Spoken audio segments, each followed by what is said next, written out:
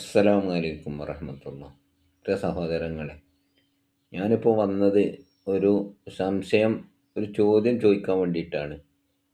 ആരെങ്കിലും അറിവുള്ളവരുണ്ടെങ്കിൽ പറഞ്ഞു തരിക. നമുക്കറിയാമല്ലോ, ഇപ്പോൾ ഒരു സ്ഥാപനത്തിൽ തട്ടത്തിൻ്റെ പ്രശ്നം കാരണമായിട്ട്, ഹിജാബിൻ്റെ പ്രശ്നം കാരണമായിട്ട് ഒരു കുട്ടിയെ ക്രിസ്ത്യൻ കോളേജിൽ ആ കുട്ടിയെ ആക്ഷേപിക്കുകയും അങ്ങനെ അവർ പുറത്തു പോരുകയും ചെയ്തു. വേറെ അതേ പേരുള്ള ക്രിസ്തീയ കോളേജിൽ തന്നെ, ക്രിസ്ത്യൻ മാനേജ്മെൻറ്റിൻ്റെ കോളേജിൽ തന്നെ ചേർന്നു.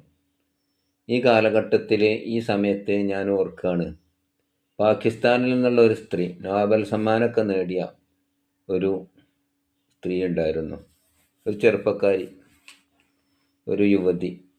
ആ കുട്ടി ആ സമ്മാനം നേടാൻ വേണ്ടിയിട്ട് അവർ ചെയ്ത പ്രവൃത്തി എന്തായിരുന്നു എന്ന് ആർക്കെങ്കിലും അറിയുമോ?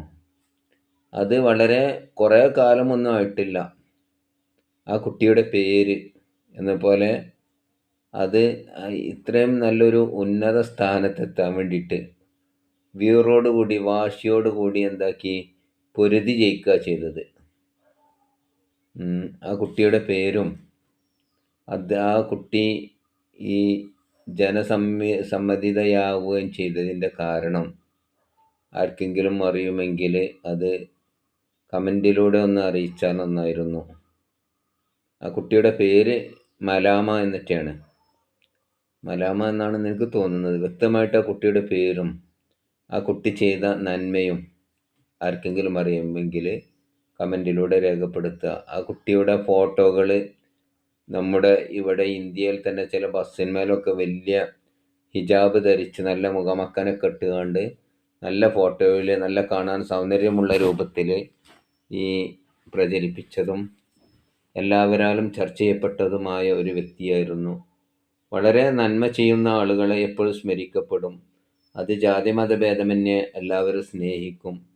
അവനവൻ അവരുടെ മതം അനുസരിച്ച് ജീവിക്കുകയാണെങ്കിൽ ഇവിടെ ഒരു പ്രശ്നം ഉണ്ടാകില്ല എന്നൊക്കെ തെളിയിക്കുന്നതാണ് ആ കുട്ടിയുടെ ഈ അവസ്ഥ. നമുക്ക് മനസ്സിലാക്കിയാൽ, നമ്മളൊക്കെ തന്നെ മതത്തിൻ്റെയും ജാതിൻ്റെയും പേരിൽ അങ്ങോട്ടും ഇങ്ങോട്ടും ഈ തർക്കിക്കേണ്ടവരോ അങ്ങോട്ടും ഇങ്ങോട്ടും കുറ്റപ്പെടുത്തേണ്ടവരോ അല്ല.